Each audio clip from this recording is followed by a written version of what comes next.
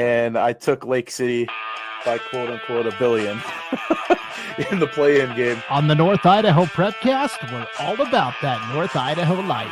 Man, you talk about Wallace and what they've been able to do this year. Quietly just being, the steady stalwart up north in District 1. They've been dominant. From Bonners Ferry all the way down to Grangeville, we tackle the biggest stories in North Idaho sports.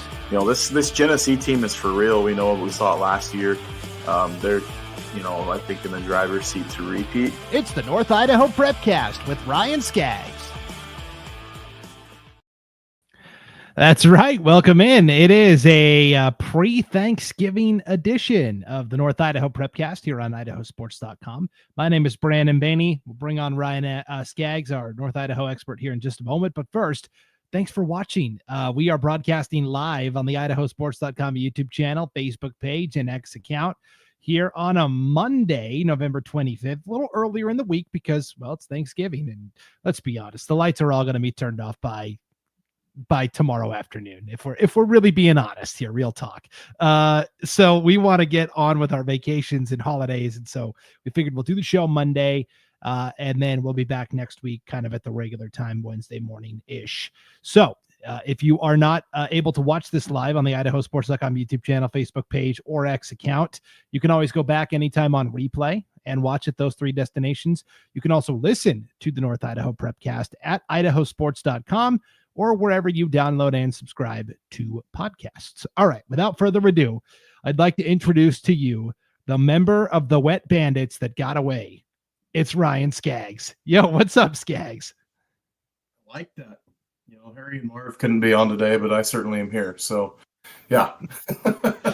And for those that are listening to this audio only, Ryan is wearing kind of a gray knit winter stocking cap here, very similar to what Harry and Marv, the bad guys from Home Alone, wear in the movie. Singe the top of it off, with my hair. That'd be great.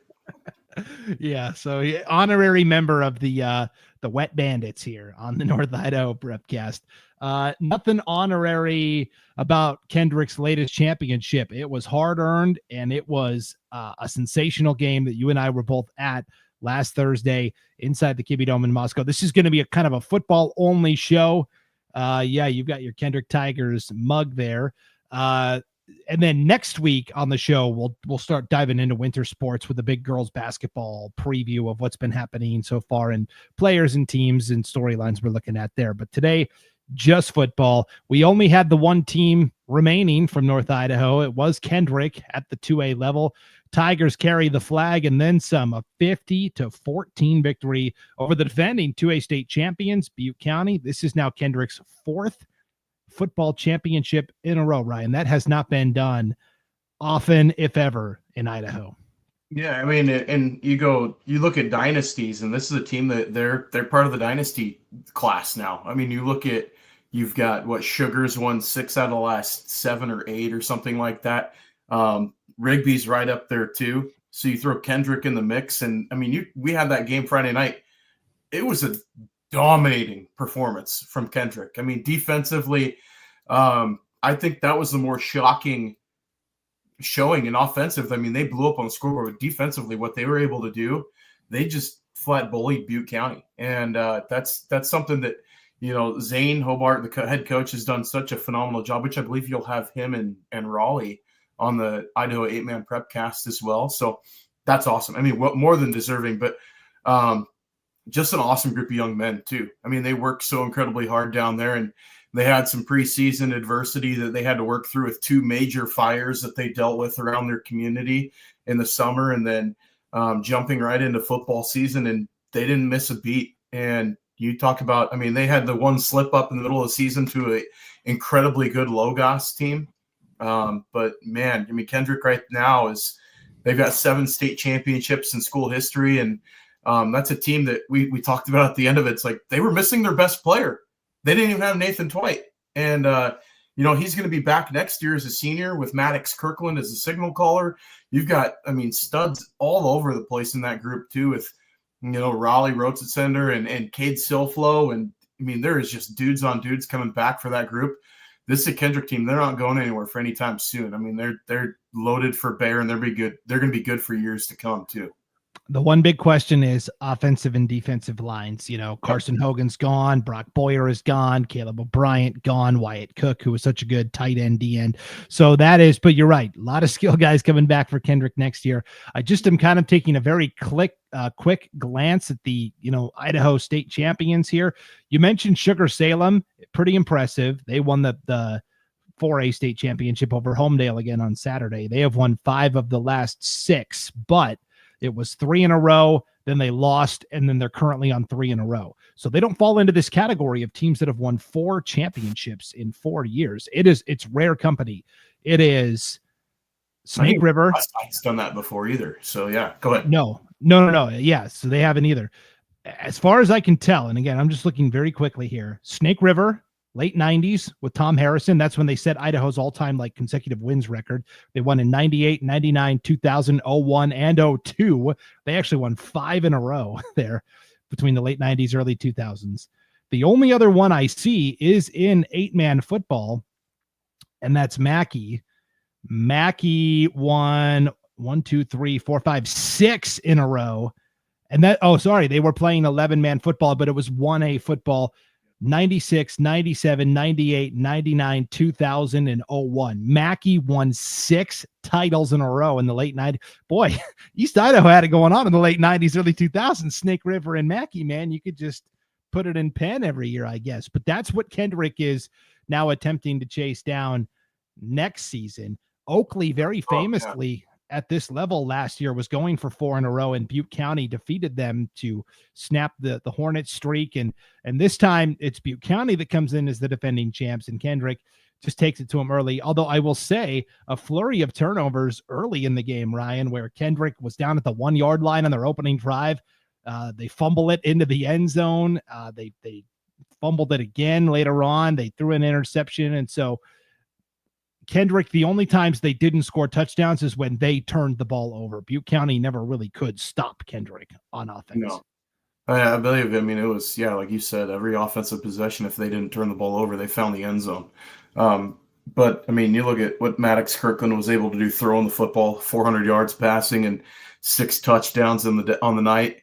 Raleigh Rhodes under 5 receptions, 4 touchdowns and 151 yards. Just unbelievable performances that we saw in that ball game. And if there was an offensive, we gave it to Raleigh as the player of the game. Defensively, Xavier Carpenter was absolutely unbelievable at middle linebacker for Kendrick in that ball game.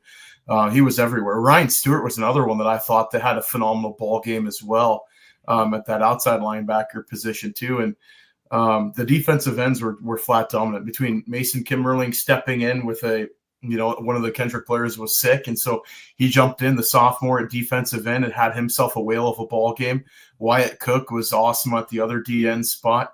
Brock Boyer was taking up double teams. He was literally drawing center guard every play at D tackle and just manhandling guys in the middle of that offense. And it was a team affair. It took the entire team to do it, and everybody showed up in a big way for that Kendrick team. And, the result showed up on the scoreboard, and they got themselves that 4th in a row. That was a phenomenal performance from that Kendrick team, a very well-coached group, too. You talk about teams that are great at making adjustments. They lost that game to Logos. They came back the next week, and you're like, is this the beginning of the end? Is things spiraling a little bit for this group? And, they took care of business with Sawyer Hewitt out of the lineup. They beat Prairie. Then they come in the first round of the playoffs. They blanked Potlatch in that game. And then, you had that game against Kamiah, and you're like, I'm not too sure about this group. And as they so perfectly put it at the end of the game with the pictures of the coaches with the trophy, they said, what was it like? Brandon picked against us or something like that. Yeah. So I took a picture of all the coaches with the championship trophy. And right as I'm getting ready to take the picture, Zane, the head coach, Zane Hobart, he goes, all right, guys, on 3. Brandon was wrong. 1, 2, 3. Brandon was wrong. It was hilarious. I thought it was funny.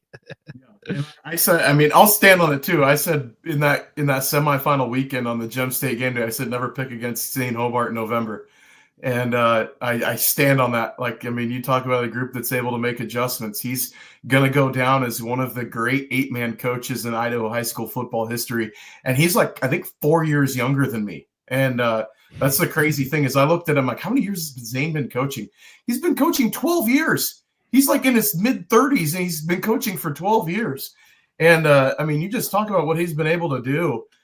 I mean, that's an insane group that they've got. And, you know, they're going to be unbelievable for years to come. And Butte County, hats off to them. I mean, they didn't quit. They were just absolutely snake bitten with injuries. I mean, when their starting quarterback went down after the first series and we never saw him come back in the rest of the night, it put them behind the 8 ball because they couldn't get the passing game going. I mean, they just never really could jumpstart that area of the football game. But, you know, give credit where it's due is the running game, which is the forte of that Butte County Pirate offense, just never got going. I mean, it never until the end when the backups came in was when you started to see Razor Duke, you know, get things moving on the ground a little bit more. But, yeah, I mean, that was just in Twitchell was able to get some yardage too. But that was just an absolute dominant rear end kicking that Kendrick put on Friday night in that ball game. Yeah. 2 last notes here, and then we can move on to the meat of this show, which is your all North Idaho football teams. 2 quick notes. You talked about all those defensive standouts. The most impactful play was that fumble return for a touchdown that Cade Silflo had. Ball bounced right into his breadbasket. He took it back like 40 yards for a score. And then on offense, yes, Maddox Kirkland passed for, you know, you had it at 407. Yeah, 407. I know that. Oh, yeah, go ahead. Yeah, no, you're good. I had 407. I was going to say the Lewiston Tribune had it at 393. I'm not saying you're wrong. I'm just saying that the Lewiston Tribune probably in real time has more accuracy just because we're broadcasting also while compiling the numbers. But well, I was doing the stats and later realized that one of the pass plays that I had it as a shovel pass when it was actually they had as a rush for Xavier Carpenter. So that's where the difference in exactly. Technicalities, right? Yeah. All right. Well, it checks out. Yeah, but you did a fantastic job doing color and keeping the stats. Either way, pretty much 400 yards passing, the 6 touchdowns.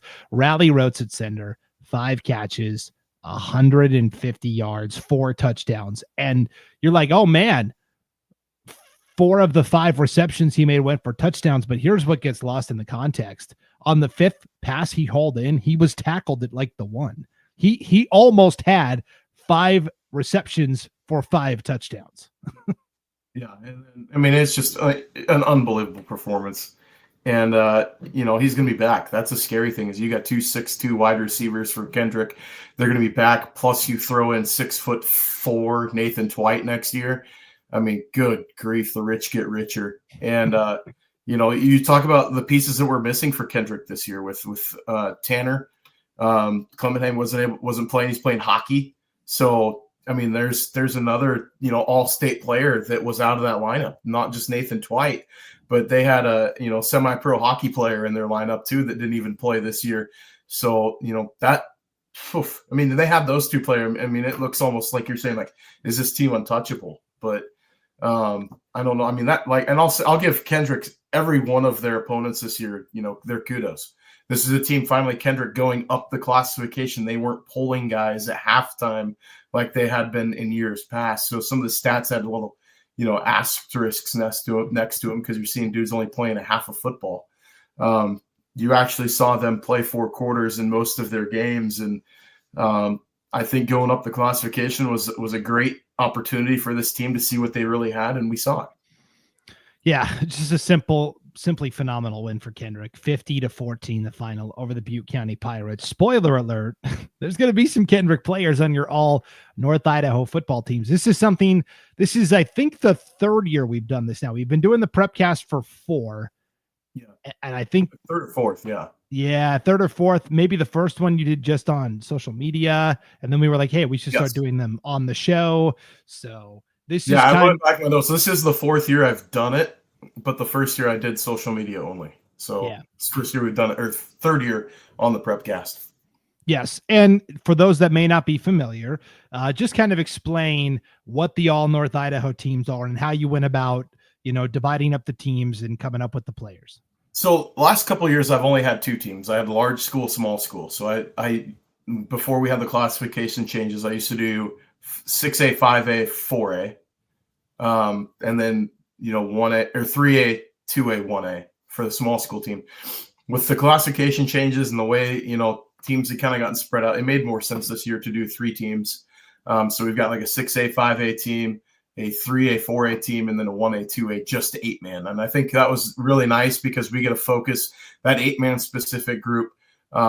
Really made a lot of sense because it's hard to, you've got years past that had like Grangeville kids mixed in with Kendrick, and it gets to be a little lopsided with a few teams at the top. And so it was an opportunity this year to see the 1A schools get some more notoriety. There's some great players that are going to be on this list from, schools in the 1A ranks, and North Idaho was I say district North Idaho, I mean District 1 is going to be very well represented as well in this group. But it's just something that, we see like the coaches do their all league teams. This one is just purely me based on what we've seen this year in games, going through stats, going through film. I mean, I watched film for the last 2 weeks on a lot of these kids just to see, I'm going back and watching film of like a Deary Genesee game just to see how the offensive line looks for both teams. And, I'm not going to toot our own horn, but I think you and I included Will Henneke in this too, but, we get a lot of eyes on some of these small school kids. And bringing in the opinions of them, talked to Max Oswald with the Bonner County Daily Bee, got his input with some kids, especially at the 3A ranks, because he's been all over the place with those District 1 and 2 teams at the 3A level, because we didn't have, I believe, a 3A game this year that we did. So it's, a nice opportunity to get some notoriety for some kids. And, man, I think this group this year is in North Idaho. Obviously we didn't have – the 6A, Coeur d'Alene making it to the state championship. But at the 5A ranks, getting Lewiston to come down, it's going to be really, really good teams. And I think you'll see some really good household names. So I think you're going to see some names too you may not have heard much about this year, but their stats and their play on the field backs everything up. And so I'm excited to release the list today. Yeah. Well, without further ado, we will get to it. So you've got 6A, 5A as one grouping. You have 4A, 3A as one grouping, and then the 8-man 2A, 1A. Where do you want to start? I'll give you kind of carte blanche to how you want to do this. We're gonna go. I want to go small guys. Let's go small school first. Let's get the 8-man out of the way because we just talked about Kendrick. That's a great segue right into the all 8-man team. Oh, and first of all, sorry, this should have been up the whole time you were giving your spiel, but these are the all North Idaho football teams from IdahoSports.com, but really it's from you, Ryan Scaggs, here on the North Idaho Prepcast. So, okay, let's start with the big awards. You give out some individual awards, and then you kind of give like an all North team, position by position. So here are the 8-man award winners right away. Man, I see a freshman and a senior, two totally different sizes, but man, they could pile up the points. No doubt about it. Oh boy. And you probably could have swapped these two too and had them offensive and defensive going the other direction. But yeah, offensive player of the year, we've got Cooper Miller at Wallace, over 3,000 total yards of offense. You talk about busting onto the scene and making a name for yourself statewide. Cooper Miller did that.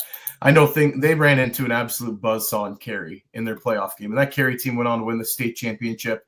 That is a phenomenal. I would want to see Cary play Kendrick. Let's just get that out there right now. That's a game I'd love to see happen. But yeah, Cooper Miller, the season that he had with the Wallace Miners as the offensive player of the year, hats off to him, and he is going to be an absolute dynamic player for the next 3 years after this year. You talk about rewriting the opportunity for rewriting the record books for Wallace. Cooper Miller could do amazing things in what we haven't seen in North, and I want to say statewide, with statistics.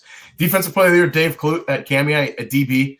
You talk about being able to play the secondary. You're an island. That is your island guy. 6 interceptions on the year, multiple tackles. He was all over the field. He was an unbelievable quarterback as well for Cami. He could have been the offensive player of the year too, but at DB, I mean, I think he was the most dominant single position player in 8-man football in North Idaho this year, in my opinion. And that's why he's my defensive player of the year. And then my coach of the year, Nick Holloway of Logos, did an unbelievable job with that group. He did great last year. And we were like wondering how things were going to look with that group, losing their starting quarterback from last year. And then, they jump out to that, they hit the speed bump against Butte County in the first game of the year, and they run on an absolute tear until they ran into that Kendrick team in the semifinals. But what Coach Holloway did with that Logos team, the teams that he's got, the youngsters he's got in that group, in that program as well, that is going to be such a good team and an exciting rivalry between them and Kendrick for years to come. I mean, that's a Logos team that they've got athletes on athletes, and you'll see the rest of the list. But I think right there to start with those three is a great way to kick off this list. Good table setter for sure. So let's go to the offensive all North Idaho selections here for 8-man. So yeah, big list, a lot of schools, right? So, I mean, 8-man has the biggest. If you look at the two classifications, there's more schools in North Idaho at this level than any of the other classifications. So you're going to see a little bit more on these lists compared to some of the other classifications. But holy smokes, look at the list. Brock Boyer on the O-line, Gunnar Holloway from Logos, George Evans. You talk about two Bash brothers up front for the Knights. They were a great group. Prairie's got a couple in there with Quintal and Shears. Leighton Davis for Clearwater Valley was awesome. Garrett Clark for Wallace. I mean, that's an insane group. You have that lineup. I mean, you could put them against anybody. You could play 11-man football with those dudes as your offensive line. A wide receiver, Ryan Daniels of Logos, great receiver. We talked about Cade Soflo already, and Rally Road to Sender. Everett Montgomery for Clark Fork was their team. Let's be real. He had himself an insane season, and they had a youngster at quarterback too that's going to be pretty good for the next few years. And then obviously Julian Davis from Wallace at wide receiver, phenomenal athlete, great ball player, and had himself a whale of a career for Wallace. At quarterback, Seamus Wilson from Logos had a great season running the ball and throwing too. Maddox Kirkland, we talked about the arm ad nauseum during that game and the state championship. Dave Clute, obviously there at Kamiah, and then Tyson Charlie from Lakeside on the list, the junior for the Knights. I mean, he was an offensive, dynamic offensive player. I can't remember how many times he was on the 3-star award list for your Idaho 8-man Prepcast, but he was there seemingly almost every week. Running back, there's a few guys that you're like, may not have heard too much about. Tiago Pickering at Clearwater Valley had a phenomenal season this year. A team that didn't really have a ton of success, but man, he could move the ball. He was an absolute bruiser at running back, had himself a heck of a year this year. Sawyer Hewitt at Kendrick. We talked about him missing a few games, but man, when he was out, you noticed it. Had himself an insane senior season, so good that he's going to be playing for the Vandals next year. John Denke at Court of Christ, we had him in the first game of the year, and we kind of looked at each other saying, all right, I mean, if this guy's going to be their running back for the next couple of years, I think he's only a sophomore. This Court of Christ team is going to be, a team to be reckoned with in years to come as they figure out how to play 8-man football. And he is a really good running back. Dylan Ulicott from Prairie, very good. And TJ Bayer at Deary had himself a heck of a year this year at running back. And the tight end, Lucius Comas from Logos, and Matt Wemhoff from Prairie. Two of the guys that you look at, and they're kind of prototypes too. You look at them, the height, the size, the ability to catch the ball. They kind of stick their nose in the blocking game. They can play. They're dynamic, but they're also, those big red zone targets as well for both those teams, having great seasons for Logos and Prairie. Yeah, that was awesome. And remind me again, do some of these guys show up on the defensive side as well, or do you try to make it? Okay. Yes, they do. Yeah, and it's, you got to give credit where it's due. There's so many two-way players in 8-man football that you will see some of these names on the other side too. Yeah. Yes. Okay, a couple of my favorites here, just people I got to know this year. Obviously, Julian Davis from Wallace. I did that last game of the year when Wallace played Lakeside for the title, the district title, and Julian Davis balled out. And then we did a post-game interview with him. He's just such a great kid. Really awesome. You mentioned the Denke from Court of Christ. And then Tiago Pickering, he missed, I don't know, a third of the season, a quarter of the season. I mean, he had 1,200 yards rushing. Yeah. I did Clearwater Valley's first game of the season last year. They hosted Notice on IdahoSports.com. And Tiago Pickering took the opening kickoff back for a touchdown. And I'm like, this guy can play. So, yeah, it was really impressive. And then, Tyson Charlie from Lakeside, a kid we know from basketball, certainly.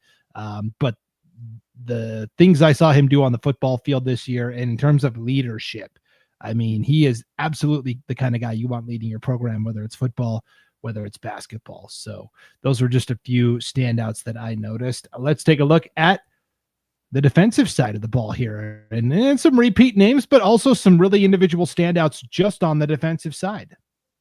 I mean, you look at Wyatt Cook, we'll start defensive line. Wyatt Cook and Kendrick, as dominant as a defensive end as you'll see in any classification.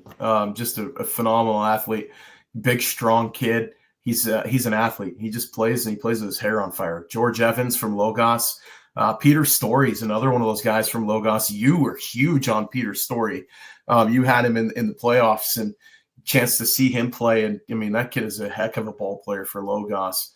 Blake Clark from Deary had himself a heck of a season too. Damian Ochoa from Kamiah, Lucius Comas from Logos, Reese Williams from Wallace. Reese Williams was a tackle for loss machine. I mean, if you go look at his stats, it's unbelievable. If you watch him on film, how many tackles for loss he had this season was phenomenal. Linebacker Ben Carlson from Logos was the kind of the straw that stirred the drink in the middle of that Logos defense. Gavin Schoening, a really good linebacker. Ben Johnson from Potlatch. Xavier Carpenter, who we talked about a little bit ago. Tamuni Moses from Clearwater Valley, another one of those CV kids that didn't get a ton of notoriety, but had himself an unbelievable season. Gunnar Holloway from Logos as well. And then Dawson Bovard from Deary had himself a phenomenal season. Kind of that captain of that defense, along with TJ Meckling and TJ Bayer.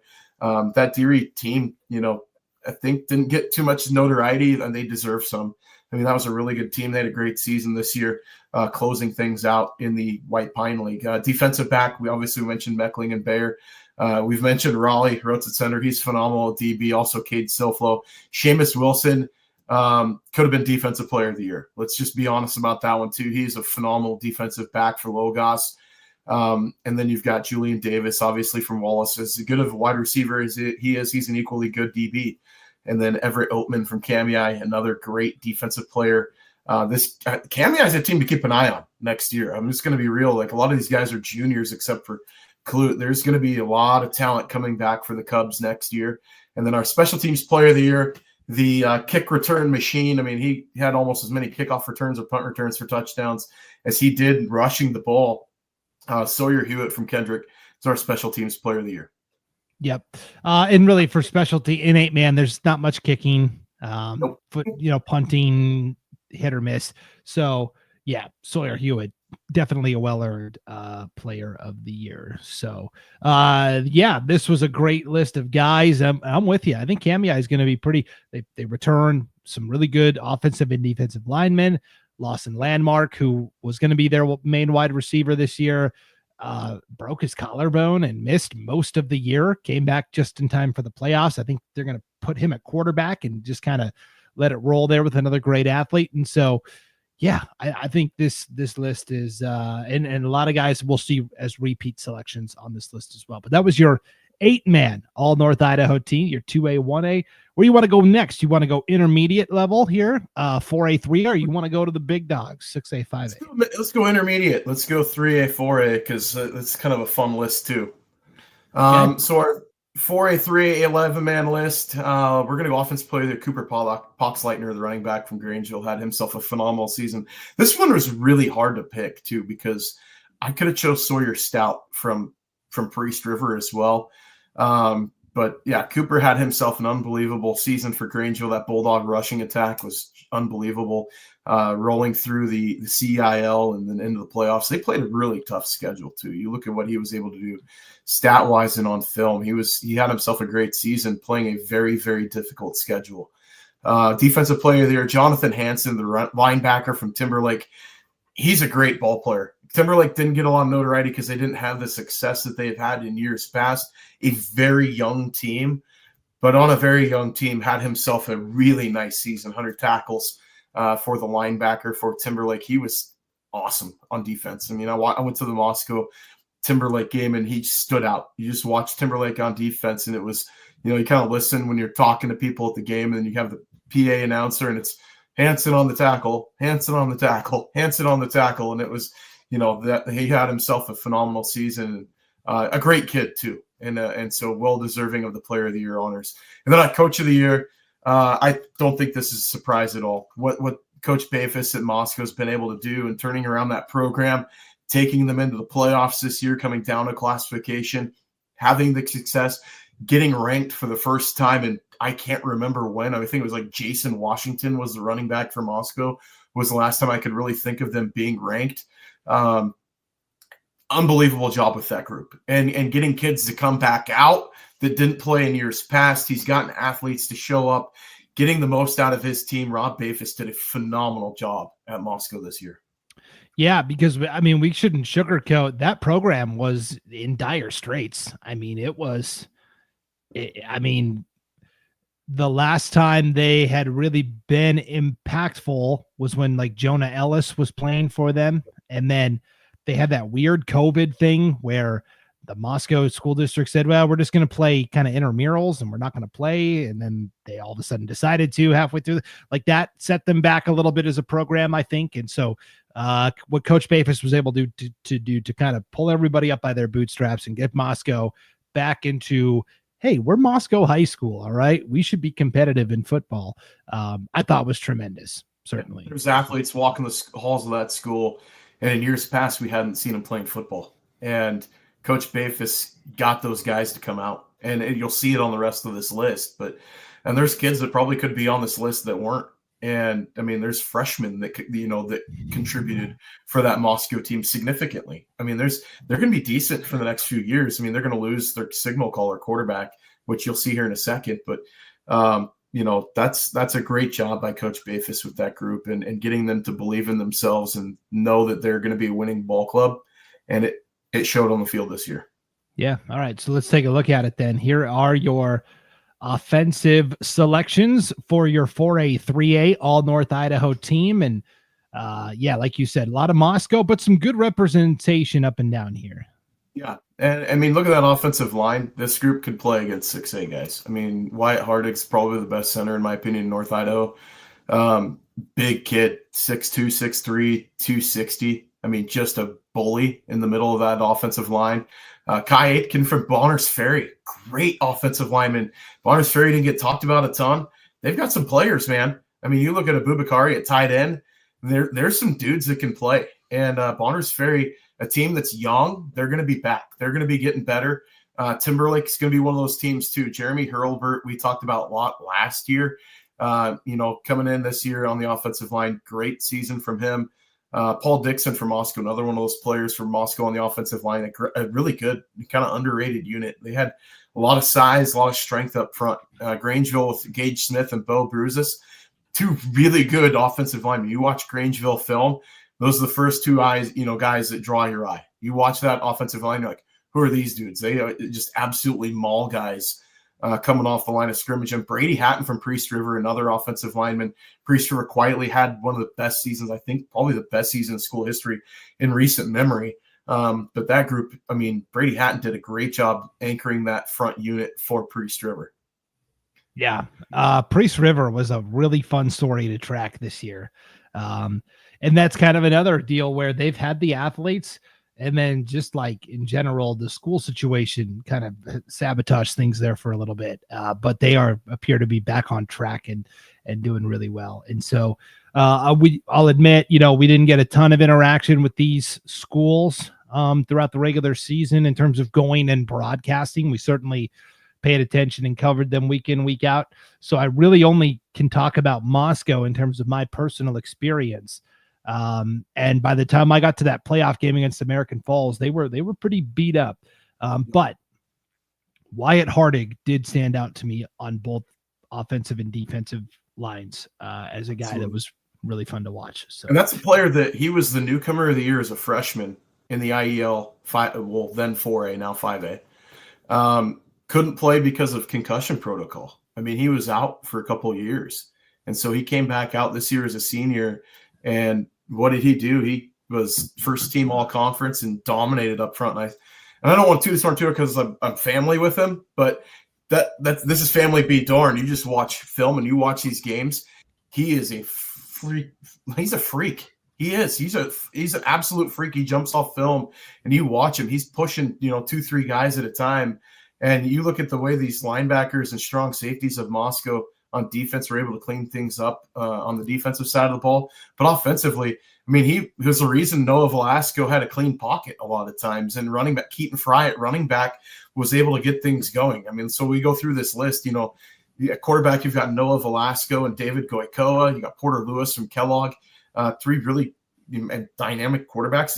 Goicoa is, steady Eddie. He just doesn't turn the ball over. Very smart signal caller there for Grangeville. Does a great job. Velasco, we know him. I mean, his prowess throwing the ball. I think he finished over 2,000 yards passing this season. Had himself an unbelievable career at Moscow. Porter Lewis at Kellogg quietly threw over 2,000 yards as well.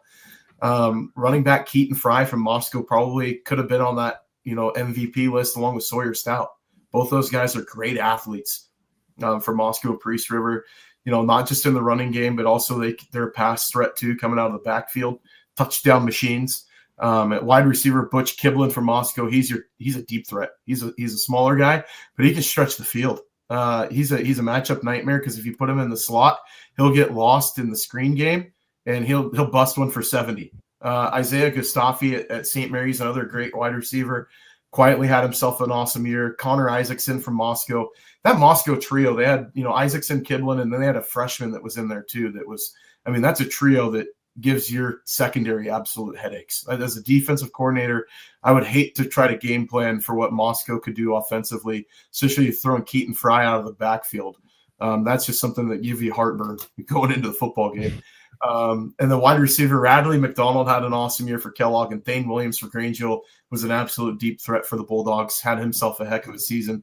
And then at tight end, Taden Wasmith of Grangeville and then Suleimanu Abubakari from Bonners Ferry, both great seasons. And Abubakari, I believe, is only a junior too, so he's going to be back next year. Yeah, and he was big as like a freshman. And so yeah, he's a monster. He's like keeps growing. Yeah. He's a huge guy.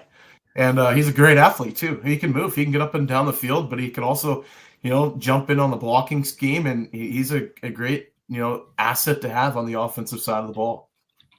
Yeah, he just keeps growing for Bonners Ferry. There's no doubt about it. All right.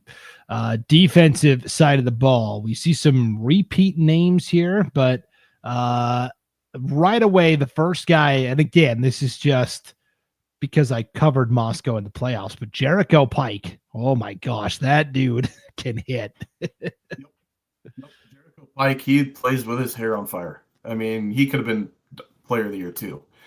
Jericho Pike is a phenomenal linebacker for Moscow, plays sideline to sideline. And it's, he's all gas, no brakes. I mean, that kid plays downhill and he will stick his nose in there. And he's caused a number of turnovers this year from that linebacker position. I mean, a great season. Leighton Goins, another player on there at linebacker from Priest River. I mean, he's a turnover machine in his own right. Over 100 tackles, and he just was part of over 100 tackles, but multiple turnovers. Just a great ball player for that Priest River group on defense. Big reason why they had the season they did, and they made it into the playoffs. Terry Ike and Kobe Beach from Grangeville, great guys. This one I love. Johnny Stars from Orfino. Orfino is one of those teams. I mean, they've let's just be honest. They are having it rough right now, and he was the bright spot for that Maniac group at linebacker. If you had their games or watched their games, he's one of the few guys on that field that you're like, all right, this guy could play. I mean, it's not just Orfino playing JV teams. Like Johnny can straight up play against anybody. He's a great athlete and had himself a heck of a season for that Maniac group. Up front, Jeremy Hurlbert from Timberlake. Finney Needham from Moscow, another guy, quietly had a great year along with George Stott. Two really good guys up front. You throw that group with Wyatt Hardig up front, that four-man group that they had for the Bears, that was a great defensive line for Moscow this year. Derek Vincent from Bonners Ferry, another guy that you're going to see on here that You didn't hear a ton from the Badgers, but you're like, man, you start watching them on film and these particular positions, these guys jump off tape. Kyle Van Vliet from Priest River, great defensive lineman for the Spartans, and then Parker Farmer from Grangeville. This was one in particular for me watching film that I'm like, who is this kid? Like, why weren't we talking about him more throughout the regular season? And he's a great defensive lineman. I mean, he just a clean assignment football. Gets off his blocks, forces the play back inside, allowed his linebackers, Ike and Beach, to just play with their hair on fire. Did a great job for Grangeville up front. And then on the secondary, this is a really good group. I mean, Aiden Procish from Moscow, he's a great DB. He's a lockdown DB that you could just trust to shut down the best receiver from the other team. Maybe get yourself a couple clutch turnovers. Julian Seja Grimaldo from St. Mary's, another great DB. Nathan Fagert from Priest River, turnover machine. We talk about these guys. These guys ball out. Keaton Fry is another great defensive player from Moscow. Riker Brennan, a youngster, had a great season for Timberlake. Wyatt Story for Kellogg, and then Kane Burns, another guy from Priest River, quietly had a good season. These Priest River guys, most of these guys are like juniors and sophomores. You're going to see these names for the next couple of years. Priest River is a team to keep your eye on next year in that CIL. Right now, I would peg them as the favorite, in my opinion. They're going to have to return a few extra linemen, get some more kids out, but they don't have a ton out in this program, but what they do have, they're going to be pretty flippin' solid next year. Yeah, this conference will get really interesting because Grangeville did lose quite a few guys to graduation. And does that open the door? I mean, Kellogg's going to be better next year. And I mean, it's going to be an interesting conference to watch next year. And then our player of the year, special teams, Thornycroft from Moscow, the kicker. Wyatt had himself a heck of a season statistically. I mean, he was nails in his PATs. He hit a couple field goals as well. Really good in the kicking game, the kickoff game as well. Great season for him. So he's our special teams player of the year. I mean, just a great name too. Yeah, Thornycroft. Yeah, Thorny. I mean, it sounds like old it's English. Thorn in your side. Yeah. Yeah. We're here at Thornycroft Manor. Yeah. Yeah. Okay. Big dogs now. 6A, 5A. Coeur d'Alene obviously went on a deep run to the state semifinals, but so did Lakeland to the 5A semifinals. How does that affect your individual awards and your selections? Let's start with your award winners here. Everybody, I don't know if you're gonna be shocked with an offensive player of the year. I mean, a lot of you guys could say like Caden Simmons. Come on now, like how could he not be offensive player of the year? And this is no slight to Caden. Unbelievable season, great passing game, everything else. I look at what they meant to their team. Could Coeur d'Alene offensively been really dominant offensively still with a different quarterback versus having Caden there? Once again, this is not a slight to Caden. Lakeland does not make the semifinals without Lovey Weil. I will say that 100. I will stand on that to my grave. Lovey, got injured a little bit last year, banged up. They were banged up at quarterback last year. This Lakeland team, he's one of the best running backs in the state of Idaho statistically, but you also watch him play. He's just flat out one of the best athletes in the state of Idaho. Lovey, more than deserving the offensive player of the year, had himself a phenomenal senior season. One of the most patient runners I've ever seen. He reads the blocks so incredibly well.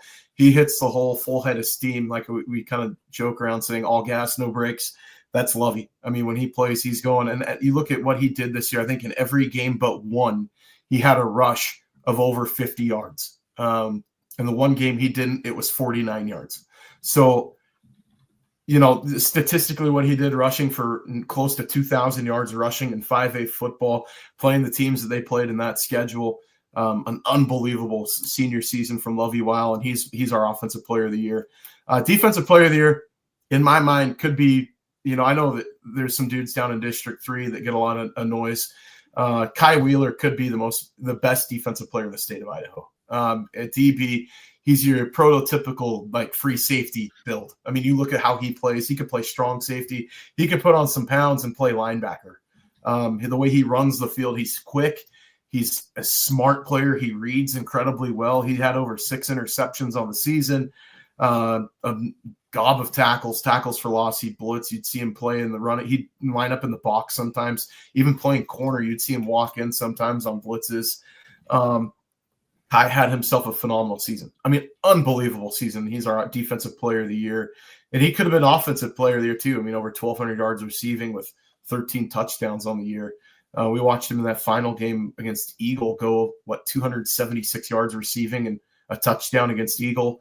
But yeah, Kai is our defensive player of the year. And the coach of the year, this one, I mean, Coeur d'Alene we knew was going to be really good. Mike Schroeder, what he did with this Lakeland group, I mean, this is a generational, team that he had this year with that Lakeland Hawk team. And they lost to the eventual state champs in Hillcrest. They had them on the ropes for 3 quarters. They played Hillcrest tougher than Skyline did. I mean, let's be real. In that state championship game, Hillcrest absolutely dominated Skyline. Skyline didn't really push them until late and getting that late score. But Lakeland led for 3 quarters against Hillcrest and took them to the wire.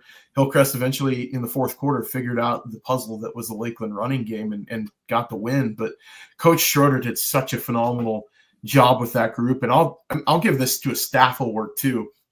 You look at the D coordinator, offensive coordinator positions for Lakeland too. I mean, just a great staff. I mean, the names that they've got in that group, Tim Kiefer with the defense does a great job. Mike Schroeder being the coach of the year, I think is a no-brainer this season. Yeah, and he had done this previously at Emmett down south, kind of built them up, won a championship there. And so what he's done at Lakeland in a short time has been pretty impressive as well. And then having former head coach Tim Kiefer on staff to run the defense, I think also just kind of a slam dunk for Lakeland, no doubt about it. Okay, here are your offensive selections. And again, I'm a little surprised. I guess I'm not surprised that it's very quarterback wide receiver heavy. I just felt like a lot of teams in North Idaho ran the ball really well, but Lovie Weil was already included in your MVP discussion. So yep. So I didn't list my MVPs again at their position. So just making the clarification there. I don't think I did that on the other 2 lists either. Offensive line. I mean, there's all these guys up there. They're all dudes that you could see probably playing, Saturdays at the next level. Bronson Best from Lake City, probably one of the O-linemen that you don't hear a ton about that could be next year. I think he's only a junior. He could be one of the best O-linemen in the state of Idaho next year. I mean, he's your prototype dude up front. But Carter Vanek from Lakeland, as offensive line goes, he's a monster. I mean, he played that, left guard position for Lakeland, and he was just an absolute bully up front, 6'3", 280-pounder. He's a person mover. And you get him with the head of steam. He's a good athlete too. Underrated how his mobility, how good he can move for his size. I mean, and I think wrestling helped a lot with that. But yeah, we saw him make the jump from last year to this year, and he was a different O-lineman this year than he was last year. Portner and Wojciak from Post Falls, 2 very, very good offensive linemen. Tristan Tomko from Sandpoint was great. You watch their film. He was awesome up front. He's a mauler. Fairbanks from Coeur d'Alene, another great offensive lineman. And Will Peed from Lakeland, we like this guy. You and I had a bunch of Lakeland games this year. He's probably, if we had like a meanie award, like the most aggressive, Will Peed is our winner of the most aggressive football player of the year award. He just he'll pull with a head of steam and just absolutely rip guys' heads off. And he's not the biggest guy on the offensive line, but all 205 pounds of him or whatever he is, he brings it every play. I mean, he backs it up with his pads, and just a great offensive lineman for Lakeland. He had himself a heck of a season this year. Him and Vanek up front with that group. Wide receiver, this wide receiver group is crazy. I mean, you look at what they have. Kai Wheeler, Jace Taylor at Lakeland, phenomenal as a junior for Lakeland. I thought was great. Lovie Weil got a lot of notoriety at running back. Jace Taylor let Lovie sometimes get out of the 8-man box. If you had Jace Taylor on the outside, you could throw in Burmeister. You could throw in, some of the other guys that they've got in that passing game. That allowed Lovie Weil to get out of 8-9-man boxes sometimes and allow him to do what he could do. But Jace Taylor, great athlete too on the outside for Lakeland. CJ Jimerson at Post Falls, he is a home run threat, lightning in a bottle, man. I think he's only like 5'6", 5'7", something like that. He could be taller, and I'm sliding him, but not a real big kid, but he absolutely can burn on the outside. He plays baseball insanely well. That's where we really knew about him, but we were like, how's he going to be at wide receiver? Had himself a heck of a season for that post-falls group. Drew Aldridge was a home run threat for Lewis, and we saw him go for a 91-yard touchdown in that game against Lakeland. He took the lid off of defenses all season long. And then Evan Williams for Coeur d'Alene, another dynamic wide receiver. Coeur d'Alene, that passing game, they had athletes of plenty. There's probably 2 other guys that could be on this list from Coeur d'Alene too, like Colby Cooey. And there's just some dominant players. You look at running back, Devin Burton from Post Falls had a great year. Noah Carpenter. Running backs, we always talk about running backs up north. No exception with these 2. Great seasons from both of them. Quarterback, Caden Simmons. What more can you say? Threw for almost 3,000 yards. His touchdown interception ratio was phenomenal. Just a really great quarterback. He's only a junior. He'll be a senior next year for the Vikings. Hayden Benson from Lakeland, I thought was, the reason. He talk about leadership and what he brought to that team. Hayden Benson got injured last year early, missed most of the season. What a difference Lakeland was with having him in the lineup this year, the whole season. Not only with his arm, but with his feet. He took some of the, pressure off of Lovey when they would blitz and just absolutely spy him. He'd pull it. He'd be able to keep it on some of those read option plays, and he'd take off. And he rushed for, I think it was over 600 yards this year as a quarterback at 5A football. That's more than respectable in a option-centric offense. And, had himself a great season. And then tight end, this might be my favorite player in this group, Cole Arlant from Lewiston. If you haven't watched him play, it's like one of those guys, he tries his hardest to get his name called on every play. And it's, but it's not for like bad reasons or anything. It's just because he does something on every play that you're like, holy crap. You'll see him, play H-back for Lewiston. He'll pull and rip someone's head off. He'll leak out into the flat. He'll bust it for 40 yards on a pass play. Jesse Turner from Sandpoint was another great player for the Bulldogs. And at tight end, he's your kind of prototypical build guy. But Cole Arlant, I look at him, and that's kind of my favorite player on this list of just being a football guy. He could play H-back. He can play running back. He can line up in the slot. He can line up at receiver. He was one of those guys that was just really difficult to match up and keep an eye on and make sure you knew where he was at all times. Yeah, and correct me if I'm wrong, but Jesse Turner is like a baseball guy too, right? That's really his sport. And wrestling, wrestling too. But yeah, Jesse's a great kid too, and a great player. Yeah, that was the guy I was going to single out here, Jesse Turner. I think he didn't get a lot of acclaim. Sandpoint struggled a little bit this year, kind of went under the radar.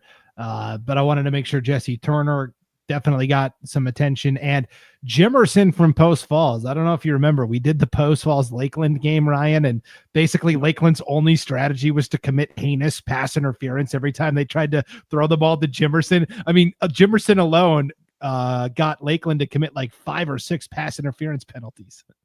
It was, if I remember correctly, it was 113 yards in pass interference penalties against the Hawks in that ball game because of CJ Jimerson. Yeah, it was. It just kind of became funny at the end. So I think he had like 70 yards receiving, but he had 113 yards in penalties against him too. Not committed by him, just because of his existence on the football field. Yeah, it was pretty remarkable. Okay, and finally, the defensive players here for your 6A, 5A, all North Idaho team. You've got mostly defensive. The most of any position is defensive back. A lot of the same names we saw on that offensive side, but really some good players top to bottom. Oh man, this list is stacked. Let's start. I'll just start with the special teams player of the year. Braden Singleton from Post Falls, the kicker. He's a sophomore. Didn't miss a single PAT all season. I think he set the school record tied the school record for longest field goal on the year. That's a kicker that you're going to have to keep an eye on as he grows in his position. Quietly, we don't really talk a ton about kickers in North Idaho. When we do, you get like Owen Forsman type players that, go on to play at the next level. This is the kid that he's got a real deal leg that could probably find himself there, in a few years. He's a youngster, but man, would have yourself a start to a career, young man. The way that he did, I think he was 30 of 30 on PATs this year. King of consistency up, with his leg. Let's start on the back end of the defense. Jason Cady at Coeur d'Alene at DB. I mean, that Coeur d'Alene DB group was crazy. You look at what that group had with him, and obviously the player of the year was Kai Wheeler at defensive back, and then you throw in Colby Cooey, Jason Cady. That's an unbelievable. That Coeur d'Alene defense was phenomenal. So was Lakeland, but particular Coeur d'Alene's secondary was one of the best units in the state as far as forcing turnovers. Nathan King of Lewiston, I think he was for most of the season leading all classifications and interceptions. That Lewiston DB room was great. Him and Cole Arlent back there in the secondary. Cole kind of played that hybrid strong safety position. He dropped back in secondary too in coverage at safety. Tyrus Blake from Post Falls, another name we know, plays a great job at safety for that Post Falls Trojans defense. Jace Taylor finds his way on that list again. Gage McElroy, another Bulldog that a Bulldog team that didn't have the season that they were hoping to have, but he was a bright spot on that defense. Braden Meredith at Lake City DB had a great year too for the T-Wolves. So, I mean, overall, that group is stacked. And then we move up to linebacker. You're like, holy smokes, look at this list. How many 100-yard tacklers do we have in that room? Coeur d'Alene alone had 3 guys with over 100 tackles. Ian Dolan, Parker Neff, Ben Murray on the season all had triple-digit tackles on the season at linebacker for that Coeur d'Alene Viking defense. Unbelievable group that they had. Terry Davis might be the hardest hitter in North Idaho. He is an absolute man at Mike Backer for Lakeland. We got to watch Lakeland a lot this year, and he was a fun player to watch. He was just mean. But he reads incredibly well. The Lakeland defense, that until the semifinals hadn't given up over 30 points the entire season to any team. I mean, just a great group. Defensively, they were averaging, I think it was 10 points a game going into the semis. Just an unbelievable, defensive team. Terry Davis was a huge part of that. Wiley Wimmer at Sandpoint joins that long list of great Sandpoint linebackers. I mean, that you think about Sandpoint football, and it's, linebacker, I think, is the position that comes to mind in recent memory of great players, and Wiley was no exception to that group. Garrett Leonard, I asked other 6A coaches and 5A coaches around the area, like, hey, what's a defensive player that you might not hear a ton of notoriety about, but you absolutely had to scheme around? Garrett Leonard's name was brought up 4 separate times. He's a great defensive player for Lake City. Teams had to keep an eye on him at all times because he was a difference maker in that defense. And just a great ball player for the T-Wolves. And then finally, Cash Lund, a fun player. I mean, that kid just causes chaos. He'll line up front. You could see him sometimes from linebacker. He'll line up at like D tackle. He would slide in up front. You'd see him on the outside at outside backer. You'd see him drop into coverage. He was just one of those guys, kind of a Swiss Army knife. He was all over the place, and just a great ball player for that Lakeland Hawk defense, and a ton of fun. And he's got a cool name too. I mean, Cash Lund was money this year for Lakeland. And then defensive line, Jackson Sims of Coeur d'Alene, great defensive lineman. Chris Click, interior D lineman for Post Falls, was an absolute monster. Weston Thompson, a player from Lewiston, didn't get a lot of noise around him. The guy was just everywhere. Every time Lewiston had to have a big stop, it seemed like Weston Thompson was sticking his nose in there. You go back and watch the Coeur d'Alene film, he was all over the place. The Lakeland film, he was all over the place. Every time that Lewiston needed a big play, big stop in the running game, there he was. Landon Burmeister at DN for Lakeland was one of the better DNs, in my opinion, technique-wise, in 6A, 5A football.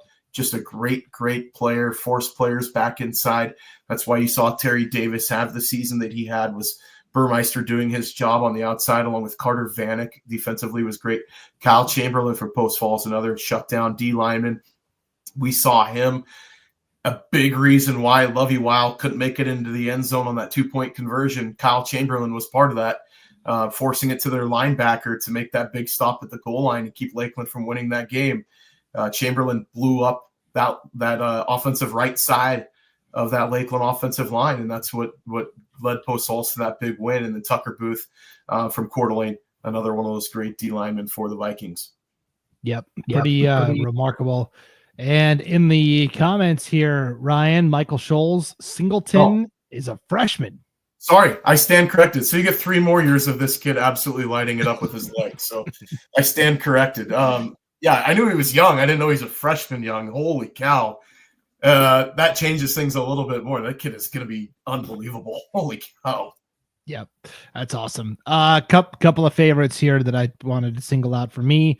Jason Cady from Coeur d'Alene High School. He was our first ever guest on Gem State Game Day. That is the new standalone football only show we did every week where we previewed the big matchups. And we early on in the season, we brought a different player on that had kind of a noteworthy game, a signature game, that season opener where Coeur d'Alene beat Rigby. Jason Cady had 2 interceptions on defense. He had this crazy play where he was lining up for a field goal. It was a high snap. Colby Cooey, the holder, picked up the field goal, picked up the loose snap and ran it in for a touchdown. I remember asking Jason, I said, hey, most teams have like a word they yell, like when I played high school football, it was fire, fire, so that, okay, we're running a play now. It's not a field goal. And I said, do you have a code word? And Jason goes, yes, but Colby didn't yell it. He just took off and ran. So nobody knew. So just those two, Colby Cooey and Jason Cady here in that story was fun. And then I love Tyrus Blake. I love watching him play basketball. And he's awesome in the secondary as well from Post Falls. So, like I talked about Cole Arlen, I think another one, like the more I watched Lakeland play, Terry Davis he's a fun player to watch.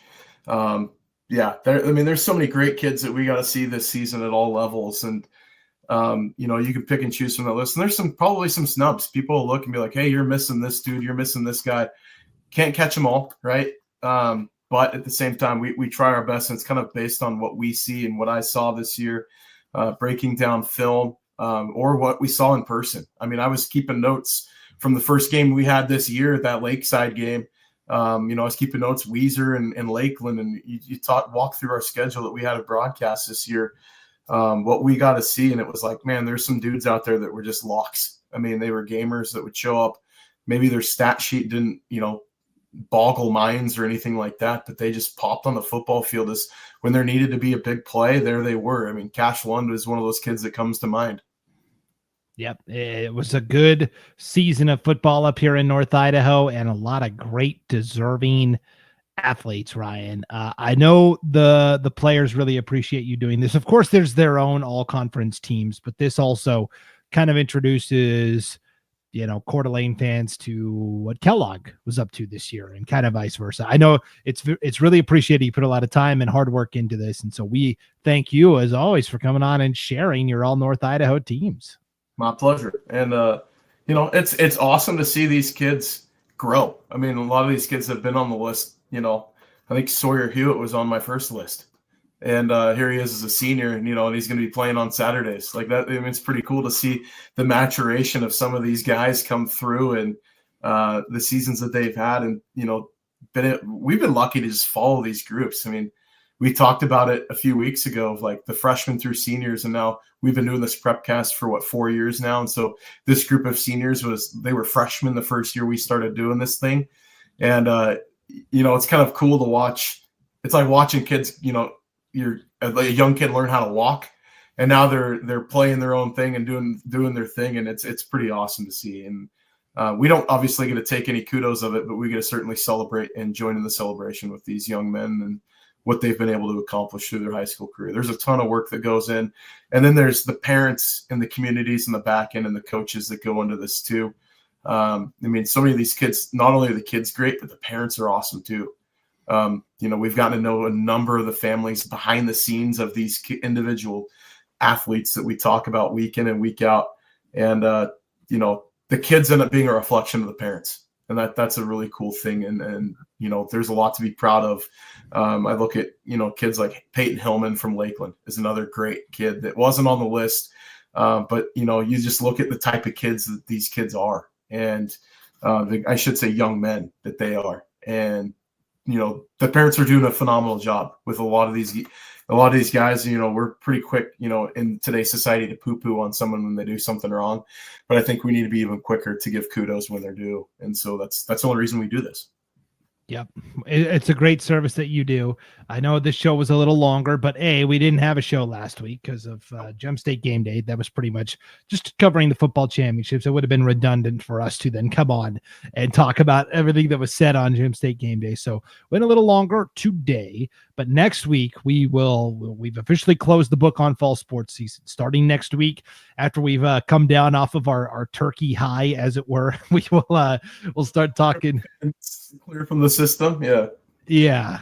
After we have a little detox, we will talk girls basketball. We will preview, and girls basketball has obviously started. Obviously, we talked about that a couple weeks ago, how it's not perfect and we hate it. But for example, Kellogg won the Silver Valley tournament this past weekend.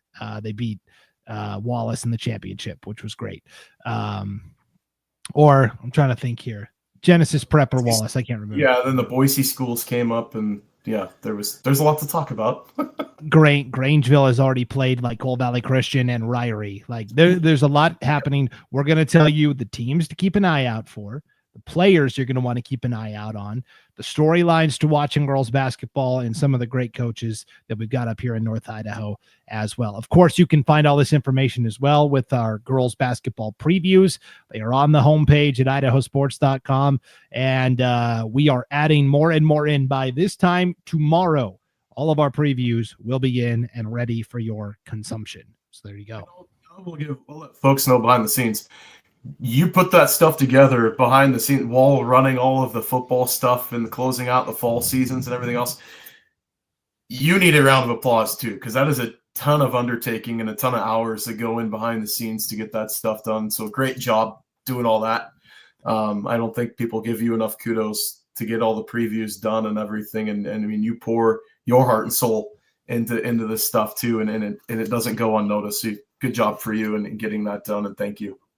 Thank you. I didn't know this was going to be an episode of the Mutual Admiration Society. Thanksgiving, right? I mean, That's true.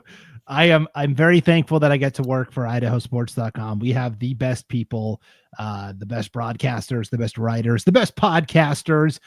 We love these kids. We want to promote them, shine the spotlight on them. That's what it's all about here at IdahoSports.com. And you're definitely a part of that, Ryan. You are a cog in the machine. So. It's like you're all part of the body. Sometimes you're just the pinky toe, but you're still a part of the body. So yeah, I'll take that one. Yeah, well, hopefully the pinky toe doesn't get swollen from all the Thanksgiving gorging we're about to do. Enjoy your holiday, everybody. If you're traveling, please be safe, okay? Up in North Idaho, it's been raining nonstop. It's going to start snowing here. And it's going to be not terribly cold, but stuff's going to be melting and just nasty. So, drive safely. We want you back here next week for another edition of the North Idaho Prepcast. Ryan, you staying local for Thanksgiving? The LC Valley. I'm going to do some steelhead fishing. So, yeah, we'll be on the road this week. So, get a chance to unwind a little bit after football season.